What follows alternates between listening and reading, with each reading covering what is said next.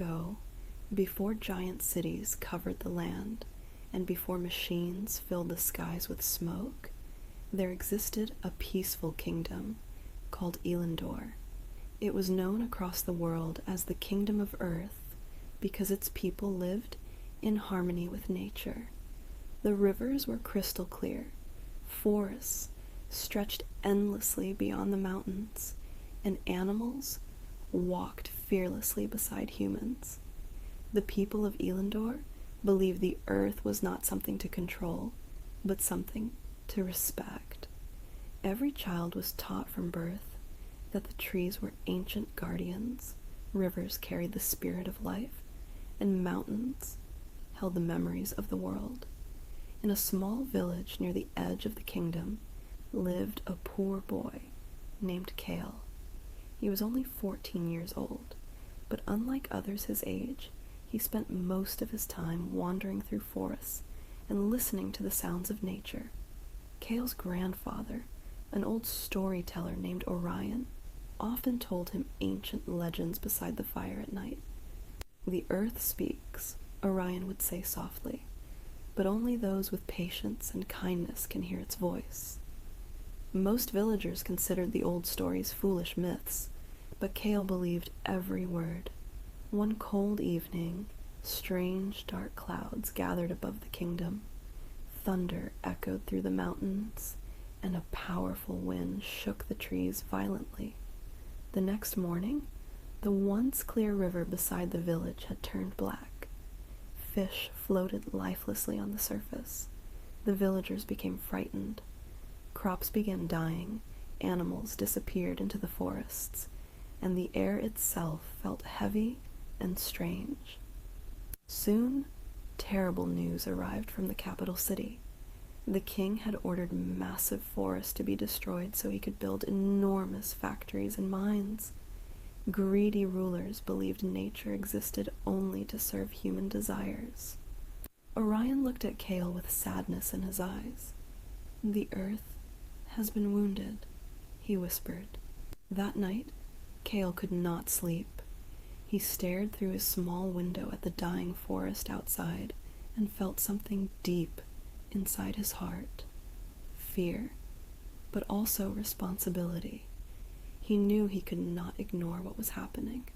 Before sunrise, Kael packed a small bag with bread, water, and an old compass his grandfather once owned. Quietly, he stepped onto the empty road leading toward the mountains. His journey had begun.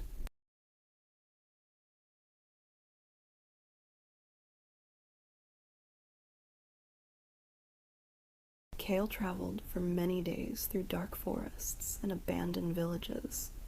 Everywhere he went, he saw signs of destruction.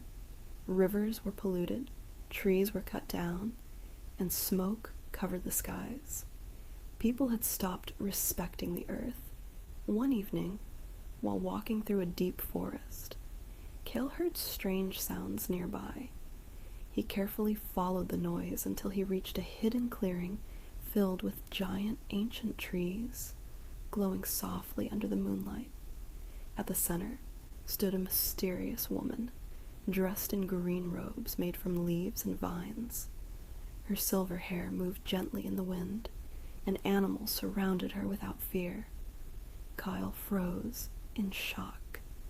The woman slowly turned toward him. "You can hear the pain of the earth," she said calmly. Kael nodded nervously. "Who are you?"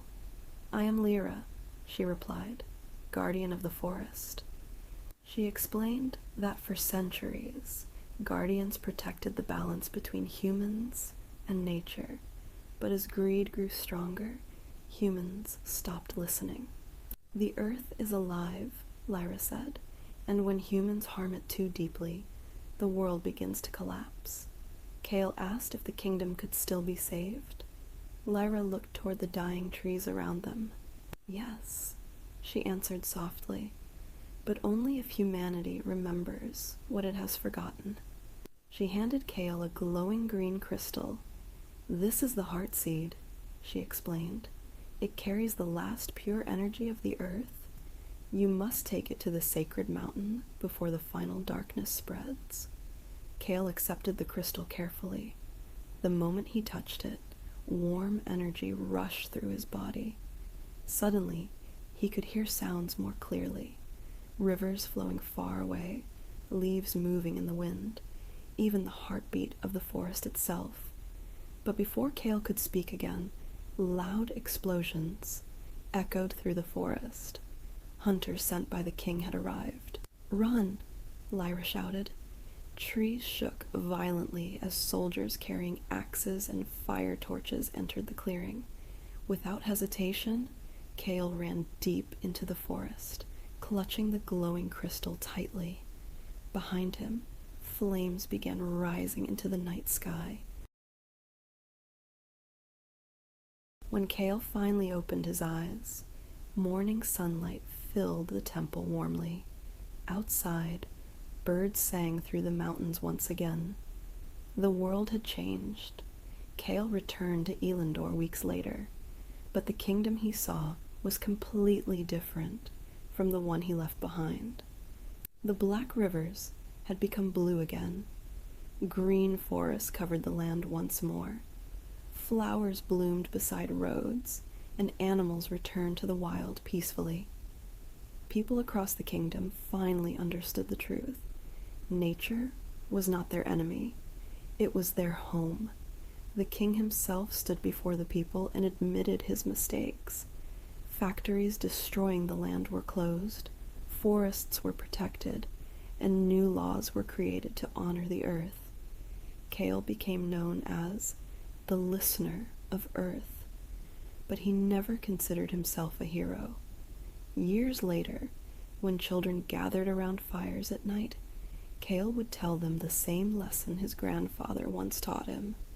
The earth gives life to everyone equally. If humans protect nature, nature will protect them in return. As time passed, the legend of Kael spread across generations, and although kingdoms eventually